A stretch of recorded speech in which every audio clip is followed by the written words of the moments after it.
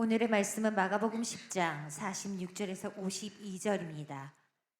그들이 여리고에 이르렀더니 예수께서 제자들과 허다한 무리와 함께 여리고에서 나가실 때에 디메오의 아들인 맹인 거지 바디메오가 길가에 앉았다가 나사렛 예수시란 말을 듣고 소리질러 이르되 다윗의 자손 예수여 나를 불쌍히 여기소서 하거늘 많은 사람이 꾸짖어 잠잠하라 하되 그가 더욱 크게 소리질러 이르되 다윗의 자손이여 나를 불쌍히 여기소서 하는지라. 예수께서 머물러 서서 그를 부르라 하시니 그들이 그 맹인을 부르며 이르되 안심하고 일어나라 그가 너를 부르신다 하매 맹인이 겉옷을 내버리고 뛰어 일어나 예수께 나아오거늘 예수께서 말씀하여 이르시되 네게 무엇을 하여 주기를 원하느냐. 맹인이 이르되 선생님이여 보기를 원하나이다. 예수께서 이르시되 가라 내 믿음이 너를 구원하였느니라 하시니 그가 곧 보게 되어 예수를 길에서 따르니라. 아멘. 우리 옆에 있는 분들하고 한번 인사할까요? 보고 싶었습니다. 네. 한 번 더 인사할 때 이렇게 기도합시다. 보기를 원합니다. 네, 뭘 보기를 원하는 걸까요? 우리 옆에 있는 분들을 다음 주에 또 보기를 원하는 것이기도 할 것이고, 또한 믿음의 눈을 떠서 예수님을 보기를 원한다라고 하는 마음으로 보기를 원합니다. 인사를 했습니다. 우리 다시 한 번 더 인사할 때 다음 주에 또 보기를 원하고 예수님을 또 만나기를 원하는 마음으로 보기를 원합니다. 한 번 더 인사하겠습니다. 네. 어, 오늘 오후 예배 주보 광고 하나 제가 빠뜨렸는데요. 오후 예배 이성숙 선교사님께서 말씀을 전하시고 간증을 나눠주시기로 하셨는데 안타깝게 사랑하는 동생이 먼저 하늘나라로 가시는 일이 지금 생겼습니다. 그래서 지금 장례 기간 중이셔요. 그래서 오늘 오후 예배는 제가 섬길 수 있도록 그렇게 하겠습니다. 여러분 이성숙 선교사님이 아니어서 실망하지 마시고 목소리가 듣기 거북하더라도 오후 예배 자리도 하나님 채워주시는 은혜를 우리가 맛볼 수 있기를 소망합니다. 여러분 지난주 봤던 지도 혹시 머릿속에 기억이 나실까요? 한 번 더 오늘 보여드리겠습니다. 베레아 지역이 어딘지 보이시지요? 네, 녹색 지역이에요. 그리고 예루살렘 찾으셨습니까? 네, 맞아요. 예수님께서는 베레아 지역을 방문하시고 난 다음 그리고 예루살렘으로 향하는 중이었습니다. 그 내용이 마가복음의 10장 이야기지요. 그 중에 한 지역을 지나가는데 그곳이 여리고라고 하는 성이었습니다. 여리고도 보이십니까? 네, 그럼 되셨습니다. 이제는 저를 봐주시면 되겠습니다. 여러분, 여리고를 지나간다라고 이야기를 했는데요. 오늘 우리가 맞닥뜨리는 장소가 바로 여리고 46절을 읽으면서 보셨을 텐데요. 여리고 땅에서 일어났던 일을 보게 됩니다. 예수님께서 예루살렘을 올라간다라고 이야기를 하셨는데요. 올라간다라고 하는 것, 지대가 예루살렘 지형이 조금 더 산악 지역이에요. 조금 더 구렁이 있어요. 높은 지역입니다. 그래서 올라가는 것이기도 할 것이고, 또한 이스라엘의 수도이기 때문에 올라간다라고 표현을 할 수 있겠지만, 예수님께서 예루살렘을 올라가는 이유는 무엇이라고 말씀드렸습니까? 성전이 있는 예루살렘, 성전이라고 하는 것은 제사를 드리는 곳이지요. 그 성전이 있는 예루살렘에서 내 몸이 십자가의 제물이 되어 하나님 앞에 제사를 올려드리기 위하여, 다시 말하면 죽음의 자리로 내려가기 위하여 올라가는 것이고, 낮은 자리에서 희생을 감당하면서 다른 사람을 섬기기 위하여 올라간다라고 말씀을 나누었습니다. 하지만 제자들은 어땠습니까? 높은 자리에 가고 싶어요. 군림하는 자리에 있고 싶습니다. 예루살렘 저 높은 곳에서 다른 사람들을 통치하고 있는 저 사람들을 바라보면서 예수님에게 영광이 임할 때에 나도 좌편 우편에 한 자리씩 앉고 싶어서 그 욕심의 마음을 가지고 예수님을 따라 예루살렘으로 올라갔던 모습을 우리는 볼 수 있습니다. 무슨 말일까요? 눈은 뜨고 있는 제자들이었어요. 하지만 안타깝게도 믿음의 눈은 그들에게 감켜져 있었던 것입니다. 예수님의 마음, 예수님의 의도는 보지 못한 채 오직 자기의 욕심의 눈만 뜨고 예수님을 따라갔던 자들, 그들이 바로 제자들이었다는 것입니다. 그 이후 예수님께서는 제자들과 함께 오늘 46절 여리고를 지나가고 계십니다. 예수님이 가시는 곳은 어디나 인산인해였습니다. 올림픽이 끝나고 난 다음에 브랜드 가치 1위, 브랜드 파워가 1위가 된 사람이 있습니다. 누군 줄 아세요? 탁구 치는 우리 딸내미 신유빈. 손흥민도 밀어내버렸어요. 임영웅도 밀어내버렸어요. 1위가 되었더라고요. 그런데 여러분, 신유빈, 임영웅, 그리고 신유빈, 임영웅, 손흥민 3명 맞죠? 제가 다 말한 거죠? 이들이 가는 곳은 무리들이 늘 따라다녀요. 인산인해를 이룹니다. 이처럼 얼굴 한번 볼 수 있을까? 예수님 손 한번 잡아볼 수 있을까?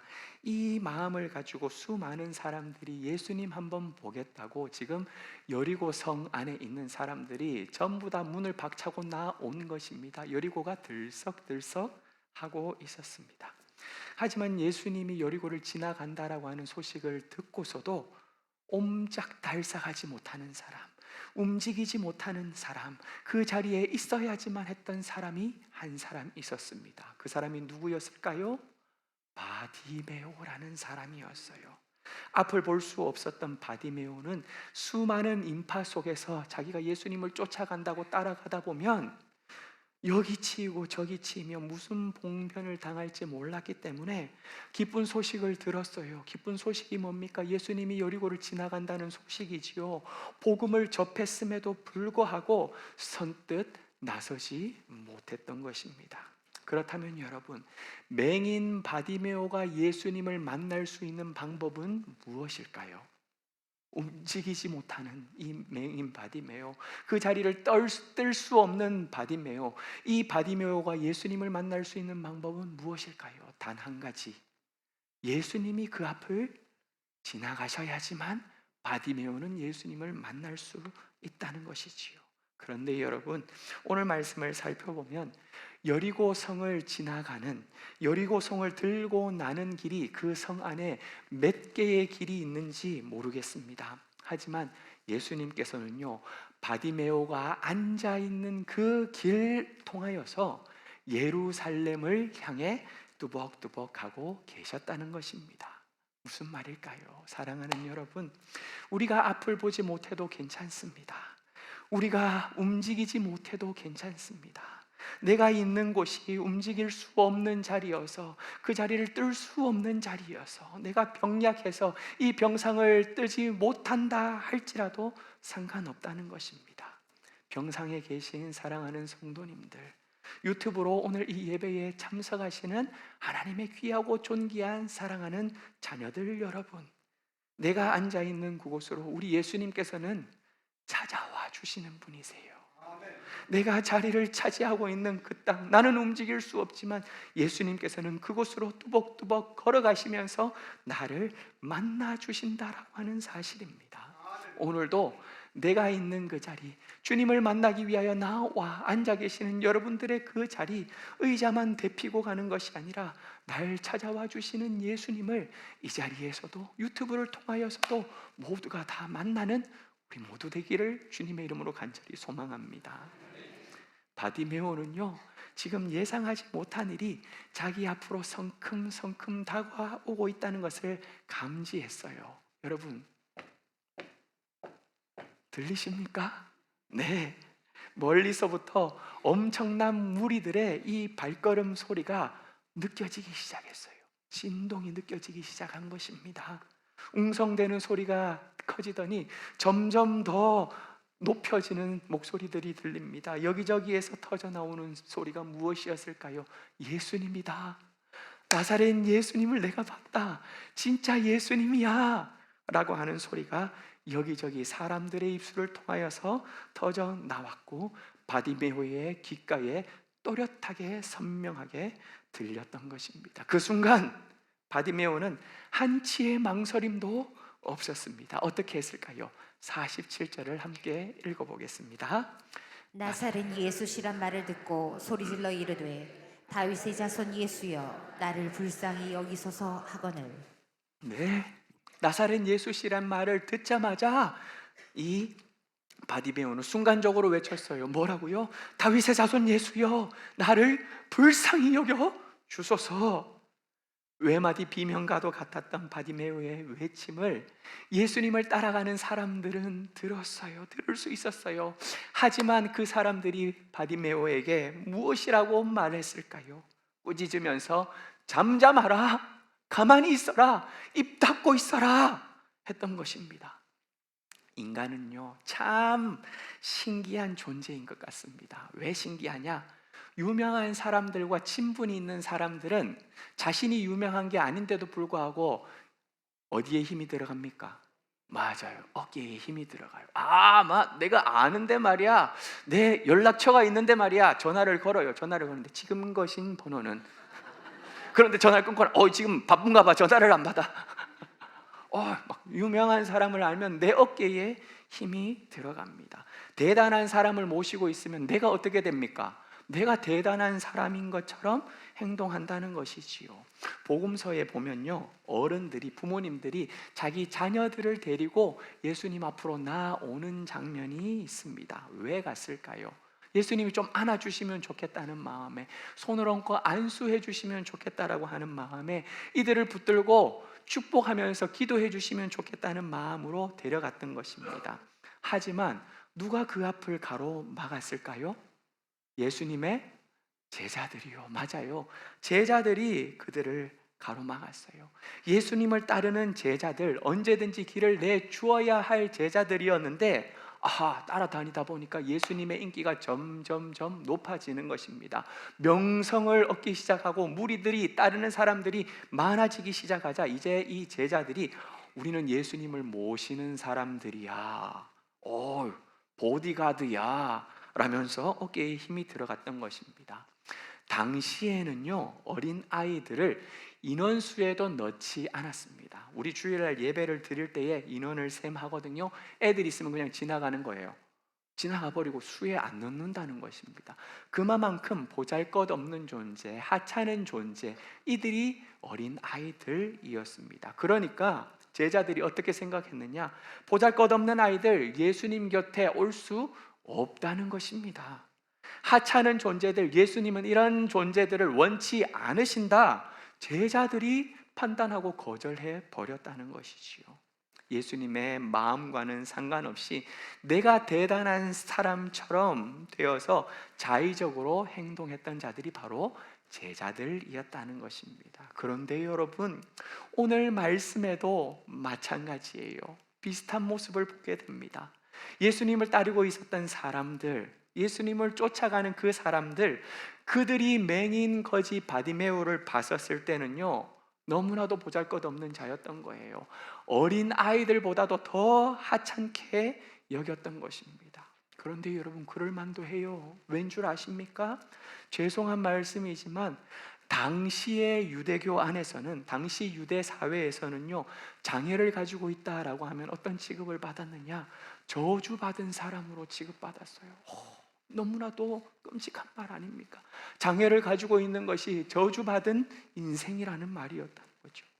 그렇기 때문에 이 맹인 바디메오가 맹인 거지 바디메오로 사는 것은, 다른 사람들이 던져주는 돈과 다른 사람들이 옛다 먹어라 라면서 주는 음식으로 연명하는 것은 당연한 모습이었다는 것입니다.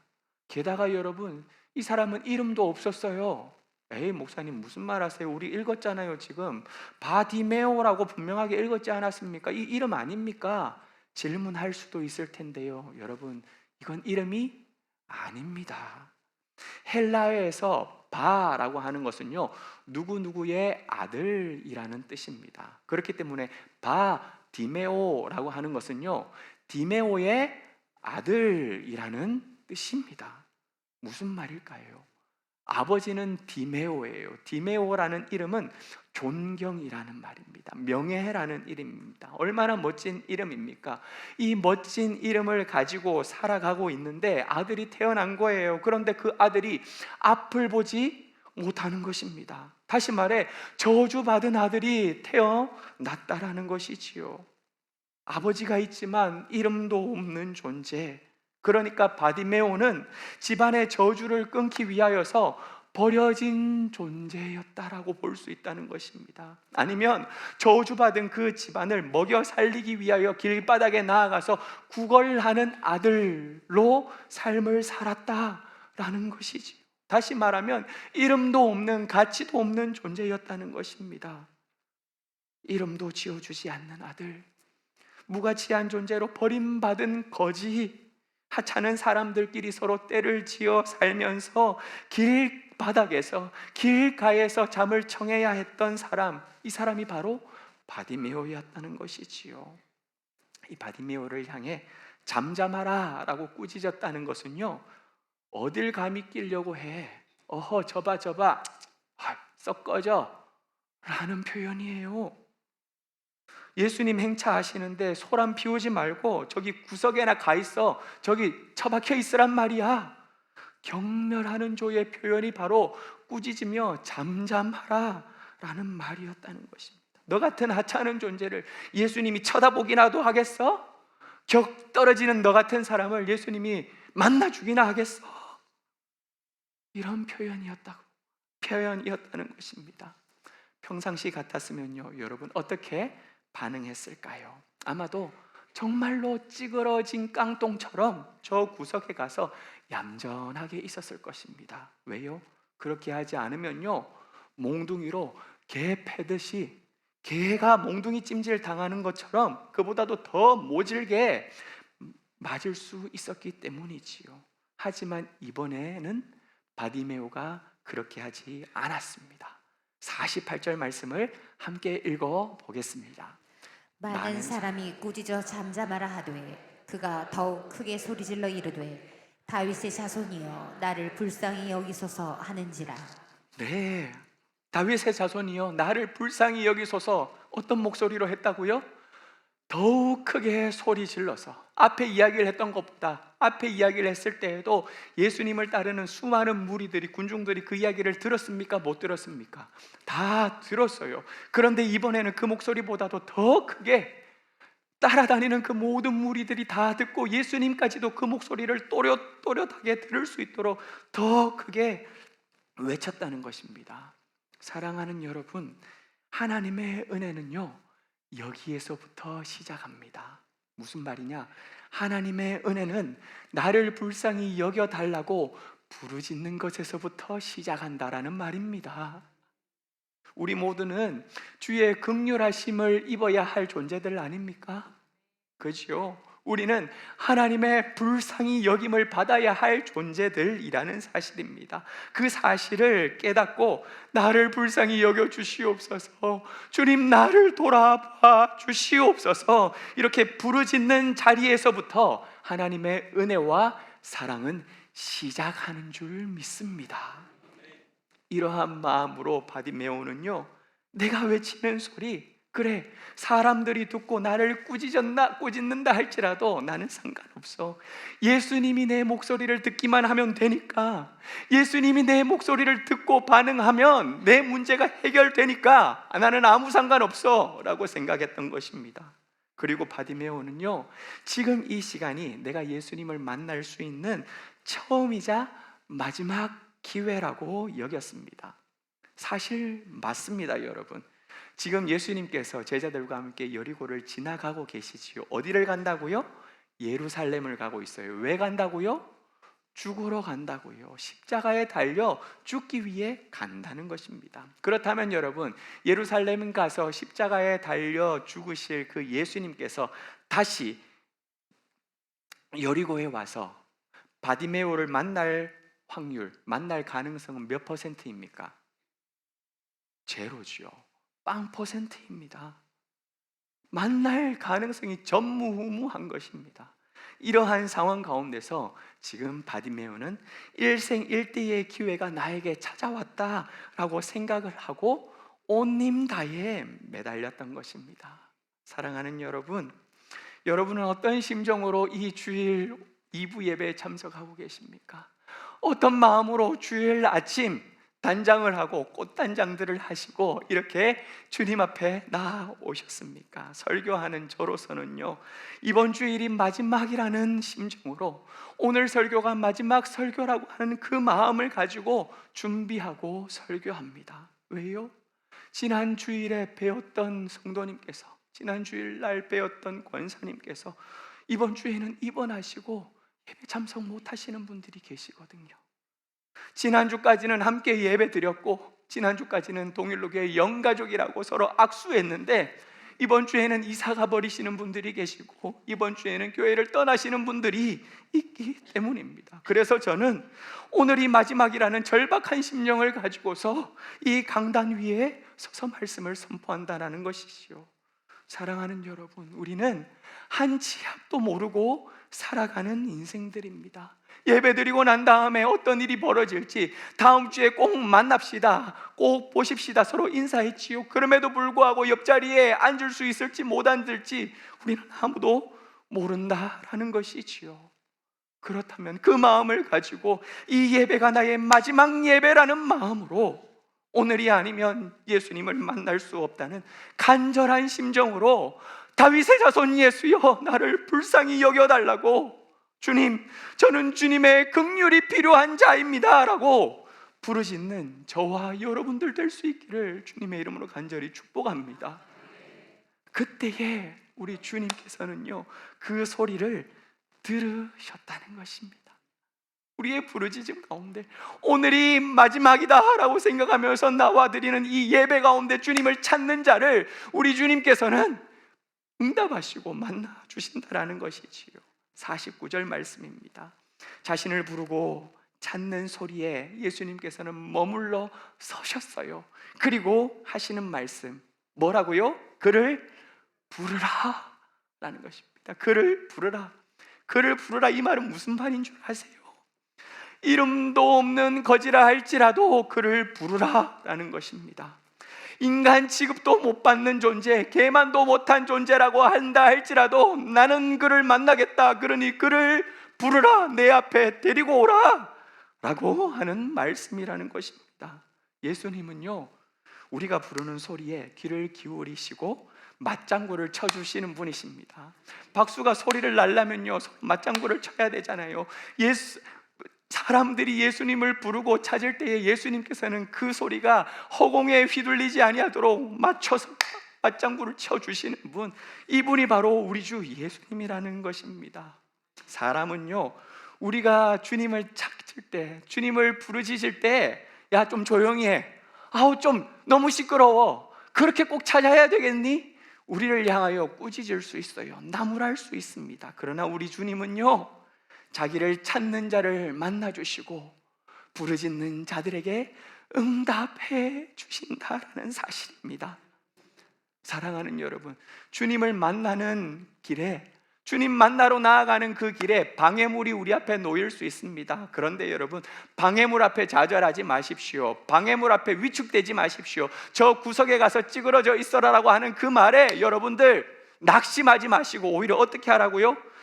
사람들이 주님과 나를 가로막는 일이 있는다 할지라도 주님 나를 불쌍히 여겨 주옵소서, 이전보다 더 크게 주님 나를 불쌍히 여겨 주옵소서, 주님을 찾는 여러분들 되시기를 간절히 축복합니다. 예수님께서 이 바디메오를 부르셨지요. 그러자 바디메오가 어떻게 반응했을까요? 50절을 한번 보시겠습니까? 겉옷을 벗어 던지고 뛰어 나아갔습니다. 여러분, 거지에게 겉옷이라고 하는 것은 무엇을 뜻하는 줄 아십니까? 한번 따라하겠습니다. 집. 여러분, 집이에요, 집. 거지에게 겉옷이라고 하는 것은 집을 뜻하는 단어입니다. 한밤의 추위에서 자신을 지켜줄 수 있는 유일한 것은 오직 겉옷뿐이었습니다. 1년 365일 자기 몸을 감싸주고 방패막이가 되어줄 수 있는 것은 뭐밖에 없다고요? 오직 겉옷밖에 없었다라는 것입니다. 그래서 이 거지에게 겉옷은요, 집이나 마찬가지였다는 것이지요. 두 번째로 이 겉옷은요, 전 재산을 뜻합니다. 뭐라고요? 전 재산이라는 거예요.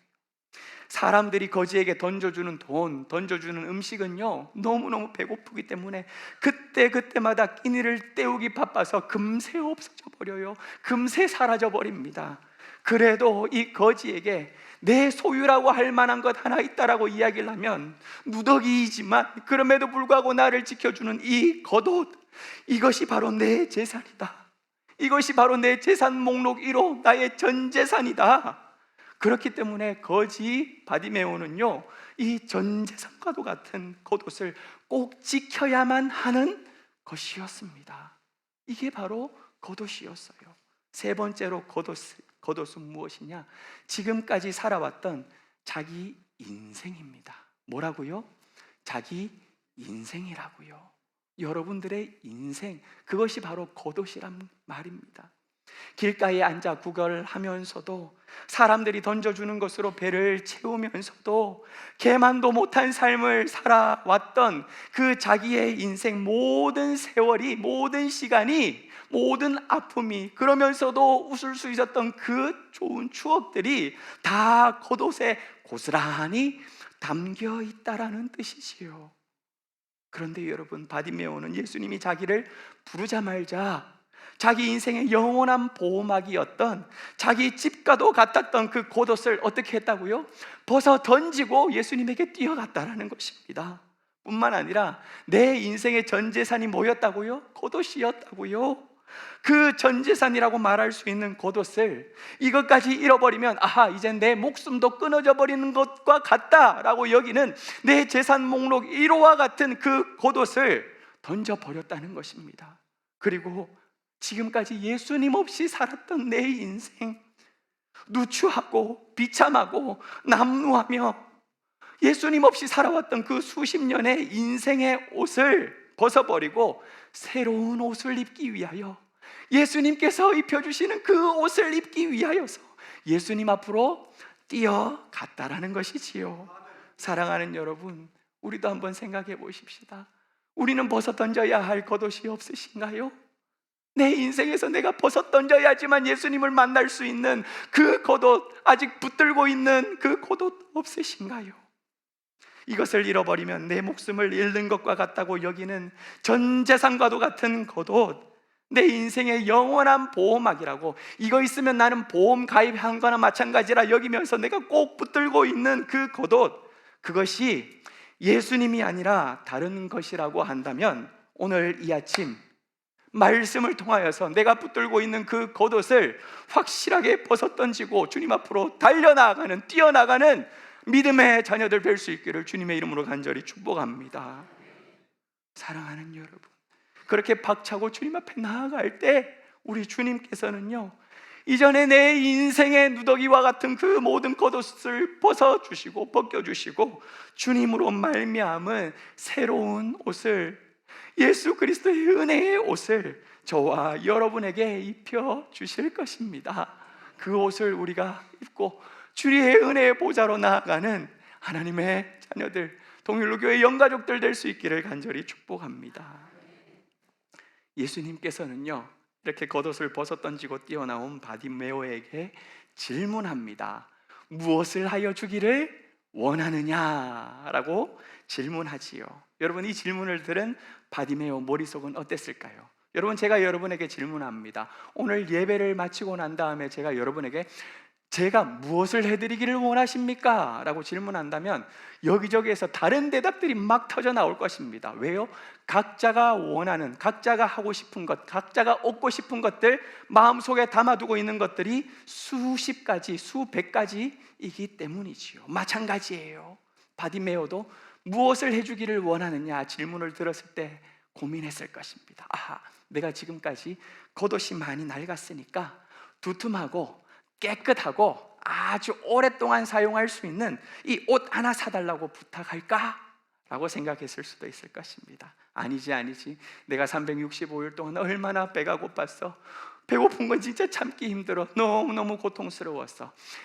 내 옆에 먹을 것을 쌓아놓고 그냥 그렇게 지낼 수 있도록 음식을 달라고 하자라고 생각했을 수도 있을 것입니다. 아니야, 이런 기회가 없어. 2번 다시 돌아오지 않을 기회일 거야. 더 뻔뻔해지자. 얼굴에 철판을 깔자. 먹는 것으로 한데 먹는 것뿐만 아니라 집도 지어달라 하자. 아마 이런 생각들을 했을 수 있을 것입니다. 수많은 대답들이 머릿속에 떠올랐을 것입니다. 그러나 바디메오의 대답, 그 바디메오의 대답은 뭐였다고요? 네, 보기를 원하나이다. 뭐라고요? 보기를 원하나이다 라는 대답이었다는 것이지요. 여러분, 요한복음에 나오는 38년 된 병자 이야기를 알고 계시지요. 예수님께서는 그 38년 된 병자에게 질문하십니다.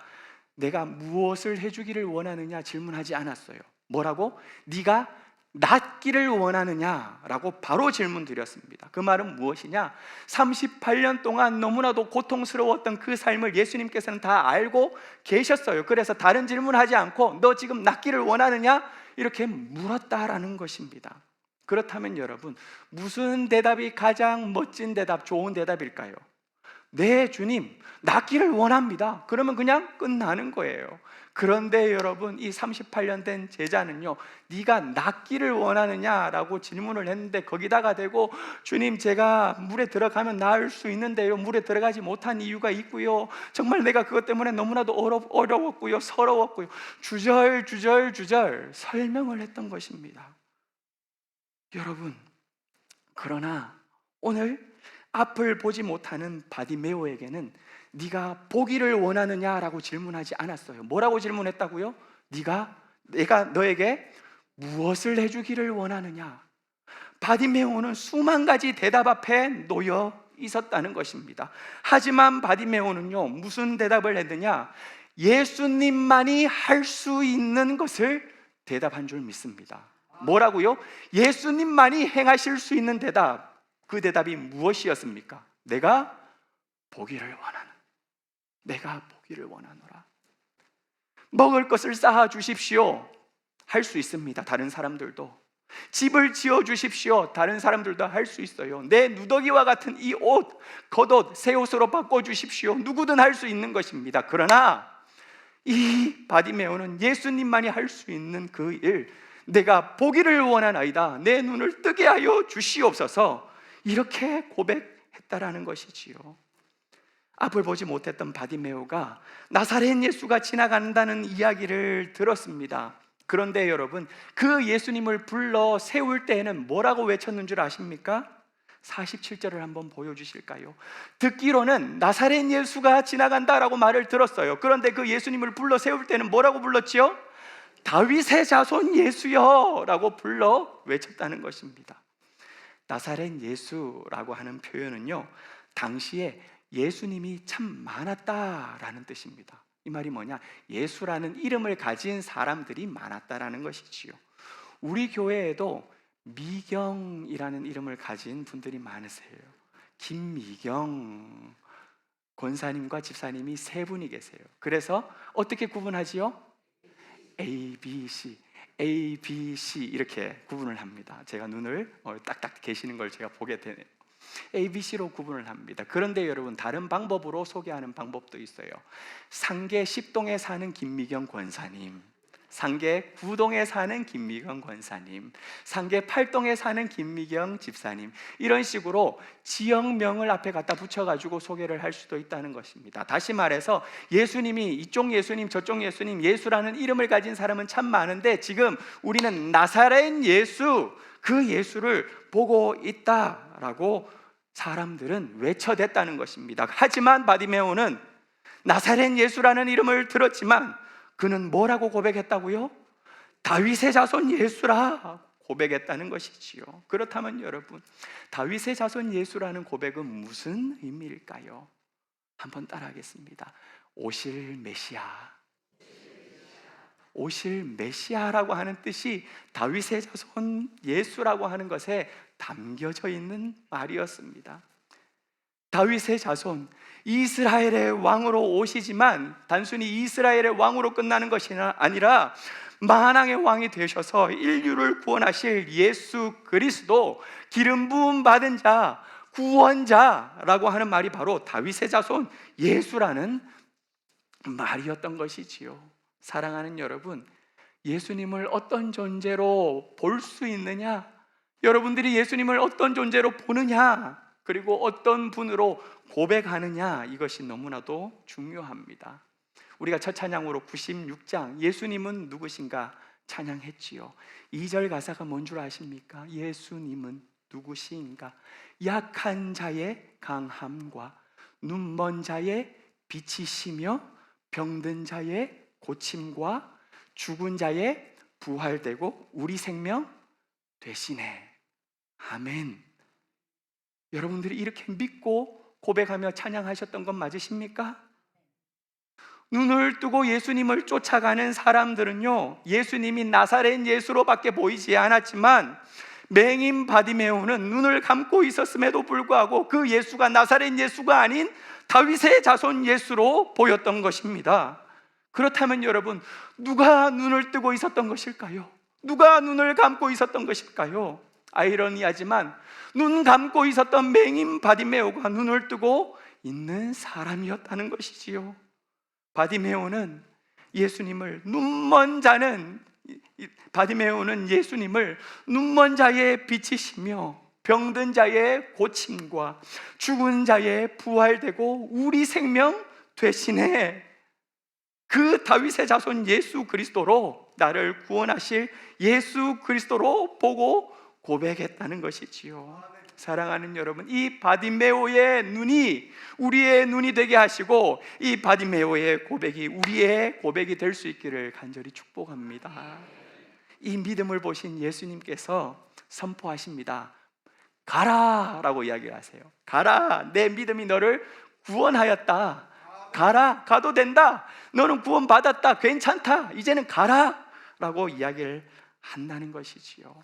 그 즉시 바디메오가 낫게 된 줄, 보게 된 줄 믿습니다. 얼마나 기뻤을까요? 얼마나 자랑하고 싶었을까요? 내가 고침을 받았다고, 내가 이제 보게 되었다고 많은 사람들에게 마을을 돌아다니면서, 아니 이웃 마을까지 가서, 아니 내가 보고 싶었던 것을 위하여서는 저 땅끝까지 달려가서라도 아마 내 눈에 다 담으려고 했을 것입니다. 지난 주간 여러분, 하늘 좀 보고 사셨습니까? 하늘 좀 보셨어요? 오호, 이번 주는 어떨지 모르겠지만 하늘 좀 쳐다보십시오. 지난주에 이야, 말로 다 할 수 없는 하늘이 펼쳐져 있었어요. 얼마나 아름답든지, 와, 정말 저는 그 하늘을 바라보면서 다 던져버리고 도망가고 싶었습니다. 너무너무 이쁜 거예요. 너무너무 아름다운 거예요. 나는 뭐하고 있나? 저 하늘은 저렇게 아름다운데, 저렇게 맑은데.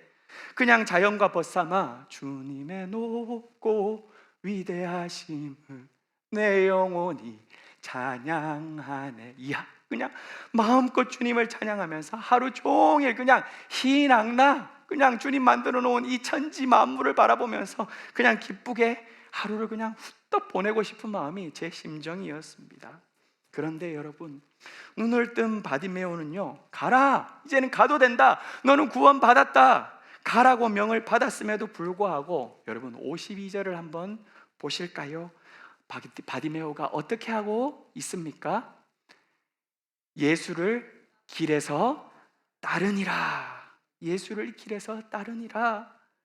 예수님께서는요, 이 바디메오에게 치료비를 내라고 말했던 것이 아닙니다. 가라고 이야기를 했습니다.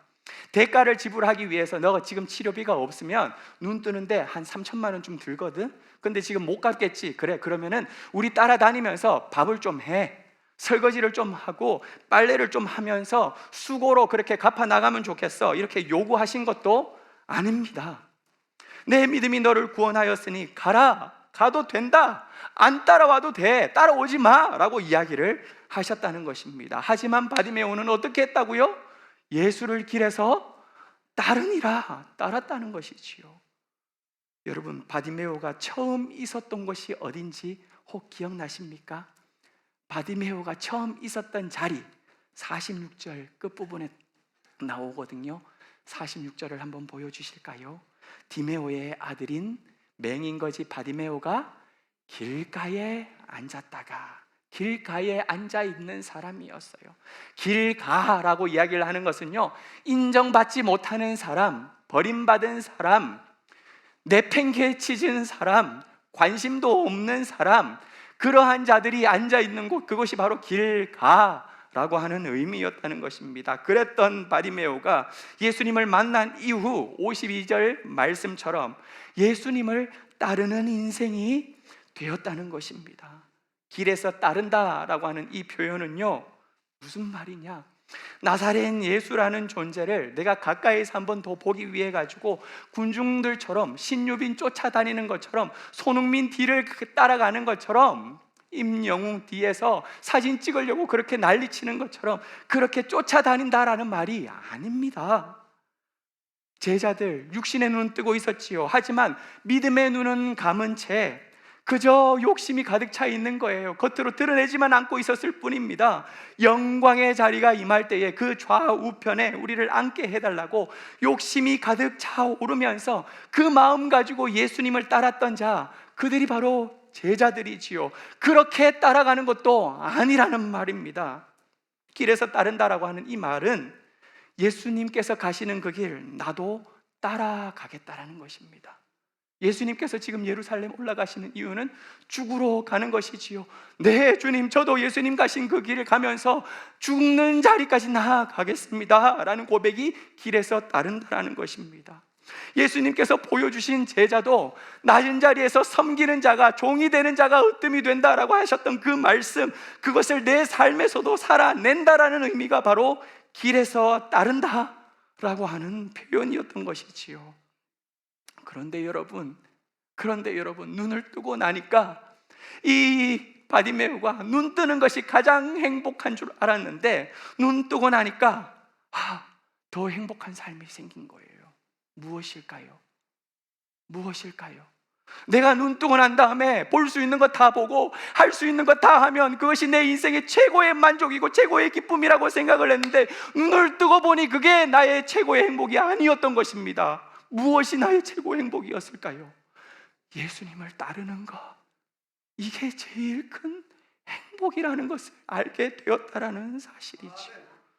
예수님을 따르는 삶이 얼마나 기쁘면 가라고 이야기를 했는데, 안 따라와도 괜찮다라고 했는데, 너한테 돈 안 받을 거야 라고 말했는데도 불구하고 이 바디메오는 예수님을 따르겠다라고 했다는 것이지요. 사랑하는 여러분, 주의 사랑이 나에게 임하면 어떻게 되느냐? 그 기쁨으로 말미암아 주님을 따르는 놀라운 역사가 우리 삶에 펼쳐질 줄 믿습니다.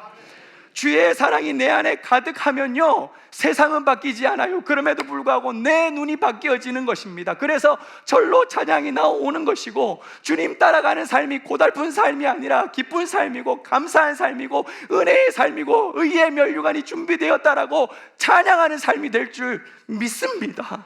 그렇기 때문에 찬양이 흘러 넘친다라는 사실입니다. 사랑하는 여러분, 맹인이 눈을 뜨고 보는 것이 가장 기쁘고 행복한 줄 알았는데, 내가 주님 앞에 1번 기도 제목으로 올려놓는 것들 있지요? 하나님, 이거 해결되면 제가 너무 행복할 것 같아요. 이거 해결해 주시면 제가 너무너무 감사할 것 같아요 라고 내 마음속에서부터 1번 기도 제목으로 놓고 있는 그것들, 그것 주님 앞에 올려놓고 기도할 때에, 그래, 내 믿음이 너를 구원하였다, 그 기도 제목 응답이 될 수 있을 것입니다. 응답 되시기를 다 주님의 이름으로 축복합니다. 그런데 여러분, 그거 응답받은 걸로 기뻐하는 것이 아니라, 그 응답받고 나니 내가 지금까지는 보지 못했던 내 눈이 뜨여지게 되었고, 예수 그리스도를 만날 수 있게 되었고, 나사렛 예수가 아닌 다윗의 자손 예수라고 고백할 수 있게 만들어주신 그 예수님을 바라보며 따라가는 것, 이것이 가장 복된 인생이구나 고백하며 예수님 가신 십자가의 길 나도 따라가겠습니다 고백하는 우리 모두의 인생 될 수 있기를, 그 길이 내 평생의 가장 기쁜 인생입니다 고백하는 그런 동일로교회 영가족들 될 수 있기를 주 예수 그리스도 이름으로 간절히 축복합니다. 이것이 바로 우리가 눈을 떠야 할 이유, 보기를 원하는 이유입니다. 우리 옆 사람하고 한 번 더 인사하겠습니다. 보기를 원하십니까? 보기를 원하십니까? 예수님을 보기를 원합니다. 네, 예수님을 보기 원합니다. 간절하게 주님 보길 원합니다 고백하는 우리 모두의 눈을 우리 주님께서는 이 아침 뜨게 해 주실 줄 믿습니다. 주신 말씀을 우리가 생각하며